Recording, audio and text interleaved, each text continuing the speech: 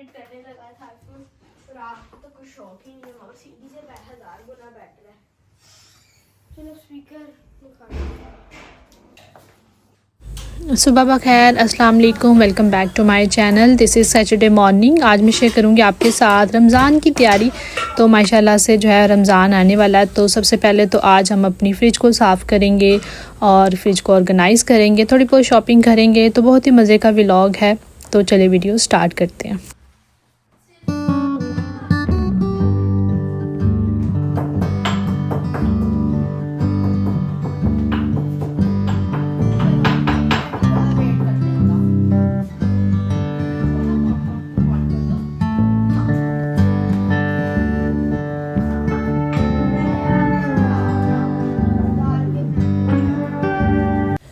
सुबह के तकरीबन 8 बज रहे हैं और सैटरडे था तो हादी तो घर पे था, लेकिन इसके पापा को जो है ना ऑफिस जाना था, तो बस वो अपने योगा से भी थोड़ी देर में वापस आने वाले थे। तो फिर मैंने जो है सोचा कि चलें उठकर सबसे पहले उनके लिए नाश्ता वगैरह बना लूँ। तो संडे को फिर भी थोड़ा बहुत लेट हो जाता है, लेकिन जब वर्किंग डे हो जैसे कि सैटरडे है तो बाकी सब ने तो नहीं जाना होता, लेकिन आदि के पापा को ऑफिस जाना होता है। लेकिन ये होता है कि उनको हाफ डे होता है, दोपहर में जल्दी भर वापस आ जाते हैं। तो बस फिर उनके लिए नाश्ता मैं बनाने आ गई थी, साथ पे अपना हादी का। तो सबसे पहले अपना नींबू पानी में ले रही थी।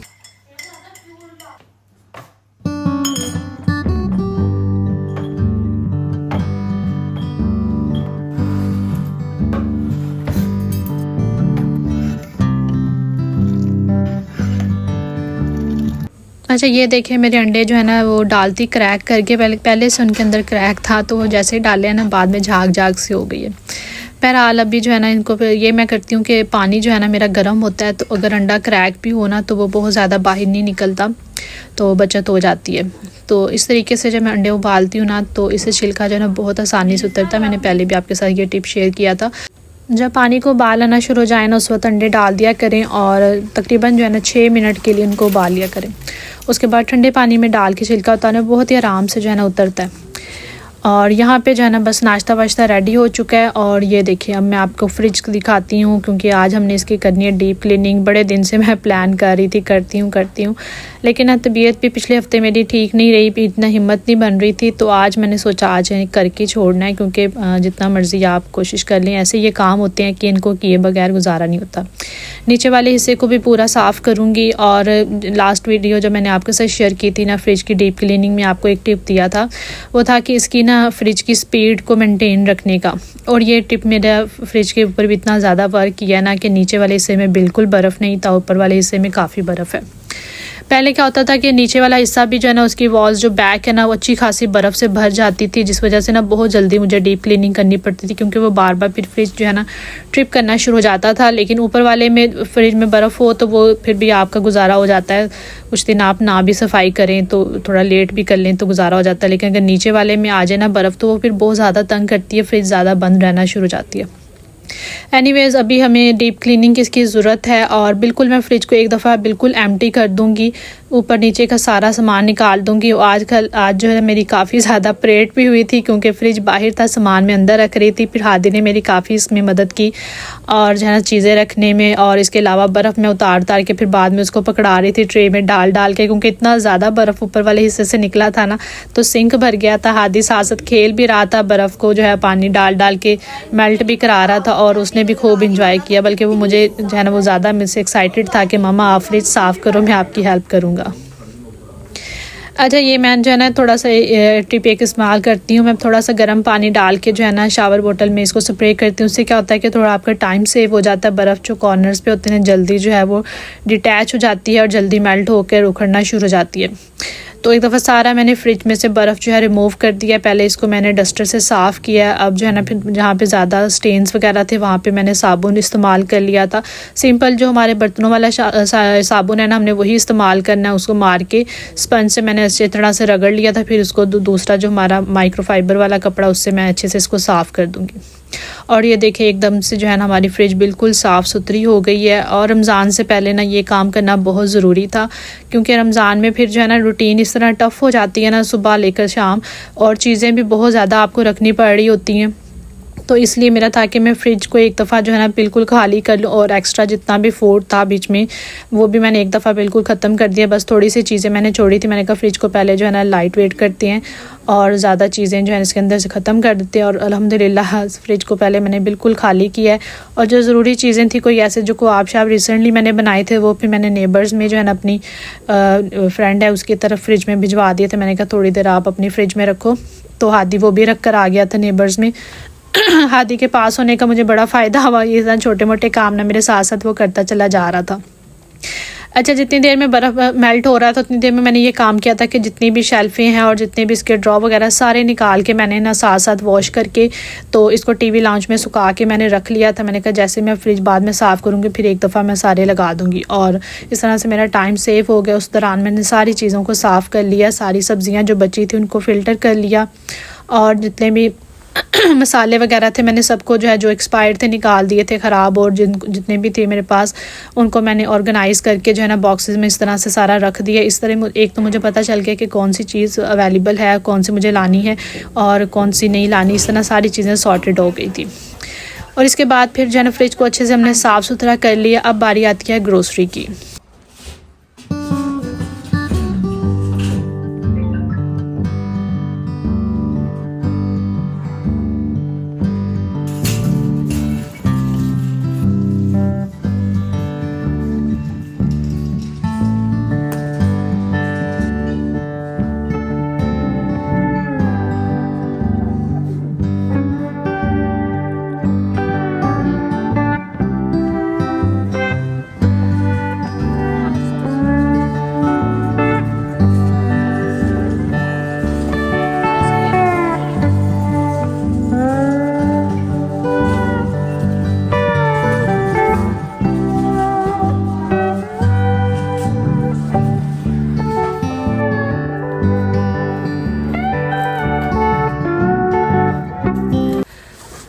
जी, तो बस हमने ग्रोसरी अपनी कर ली हुई है। कुछ नई सब्ज़ियाँ आई हैं जैसे कि भिंडी वगैरह, तो वो भी ट्राई करेंगे। और खरबूजे आज मुझे वहाँ पे नज़र आ गए, तो मैंने कहा चलें नए सीज़न के खरबूजे भी ट्राई करते हैं। तो इस तरह के ना मैंने कंटेनर से रखे हुए हैं छोटे छोटे, तो एक्स्ट्रा फ्रूट्स और सब्ज़ियाँ डाल कर रखने के ना काफ़ी काम आते हैं और चीज़ें काफ़ी हमारी ना इस तरह से ऑर्गेनाइज़ रहती हैं। पहले तो मैं फ़्रूट्स वगैरह जो है ना मोस्टली बाहर ही रख रही थी, तो अब मौसम में ना थोड़ी तब्दीली आ गई है, तो अब मैं ना फ्रिज के अंदर ही रखना शुरू हो गई हूँ फिर से। तो बस खरबूजा वगैरह तो वैसे भी आप फ्रिज में ही रखें तो बेहतर होता है। और अगर सेब वगैरह हैं तो कुछ दिन तो वो बाहर ठीक रहते हैं, लेकिन अगर ज़्यादा दिन हो ना तो फिर ख़राब होना शुरू हो जाते हैं।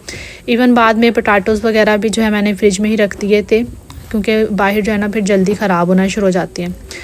इसके अलावा मैं मूलियाँ लेकर आई। मैंने कहा कल संडे है तो संडे को नाश्ता जो है वो मूली वाले पराठे बनाएंगे, और सीज़न अब जो कि जा रहा है सर्दी का, तो बस ये है कि पराठे शाठे थोड़े बहुत इंजॉय कर ही लें। और वैसे भी अब रमज़ान शुरू होने वाला है, तो फिर उस तरह के जो है चस्के होते हैं ना वो नहीं आप कर पाते। फिर खैर पराठे तो हमारे रूटीन में बनते हैं, हम सहरी जो है ना वो डेली पराठे ही खाते हैं, तो बस। लेकिन वो मूली शूली वाले फिर बंदा नहीं खा पाता, या आलू वाले पराठे, क्योंकि इस तरह के पराठे खा के ना बाद में प्यास बहुत ज़्यादा लगती है।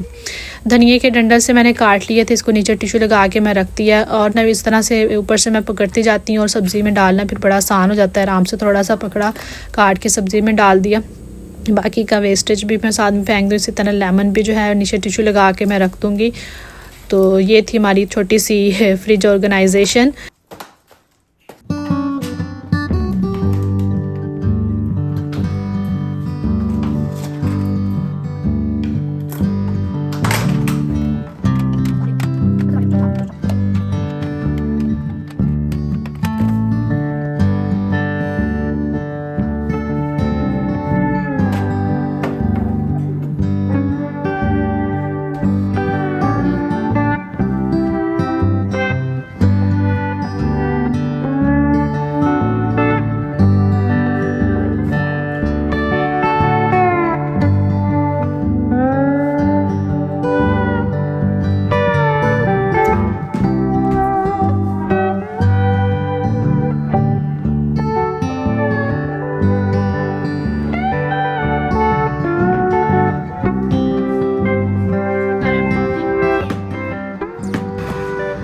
चलो शावर भी ले लो अब जाके, हैं।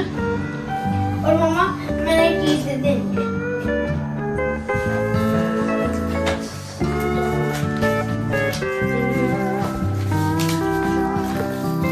तो ये फेक मनी करोगे क्या बाबू? वो फेक मनी नहीं है। जी जनाब, ये देखें अब्दुल हादी का खजाना।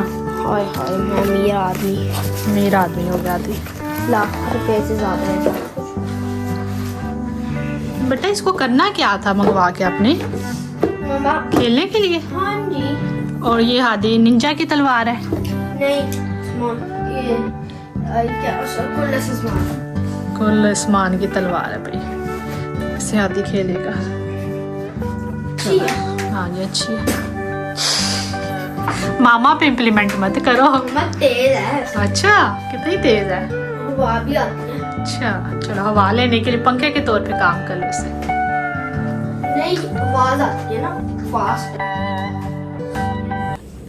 ग्रोसरी शॉपिंग के साथ मैंने ये एक रैक भी लिया था, तो अपनी काउंटर टॉप की सेटिंग को थोड़ा सा मैं चेंज करना चाह रही थी, क्योंकि रमज़ान भी आ रहा है और रमज़ान की तैयारियां भी चल रही हैं, तो थोड़ा सा मैं चेंज चाह रही थी किचन में, तो चीज़ों को थोड़ा सा मज़ीद ऑर्गेनाइज़ करने के लिए। तो चलें आपके साथ शेयर करते हैं इसको कहाँ पे रखेंगे। सबसे पहले तो मैंने इसको जो है ना इसके स्टिकर्स वगैरह उतार दिए हैं और डस्टर से इसको एक दफ़ा मैं साफ़ सुथरा कर लूँगी। साथ में इन्होंने कील भी दिए थे, ये आप दीवार के साथ भी जो है ना हैंग कर सकते हैं, लेकिन मैं दीवार में तो नहीं लगाऊंगी इसको, बस ऐसे ही कॉर्नर में रख दूँगी जहाँ पे ऑलरेडी मैंने डिस्प्ले सेट किया हुआ है, तो वहीं पे इसको रख के तो चीज़ें इसके ऊपर सेट करते हैं।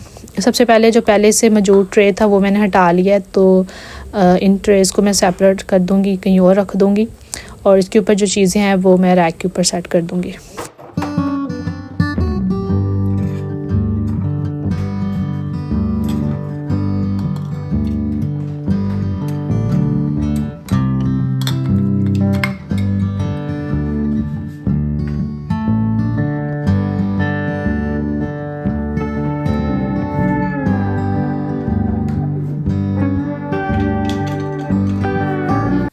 जी तो लगे हाथ हमारा काउंटर टॉप भी सेट हो गया है, और आप कमेंट्स में ज़रूर बताइए कि अब वाली जो सेटिंग है काउंटर टॉप की कैसी लगी और ये रैक यहाँ पे सूट कर रहा है कि नहीं कर रहा। तो आपके फीडबैक का मुझे इंतज़ार रहेगा। यहाँ पे लगे हाथ मैंने कहा बोतल को भी रीफ़िल कर देते हैं, तो आज अच्छा खासा टाइम जो है ना फिर मेरा लग गया।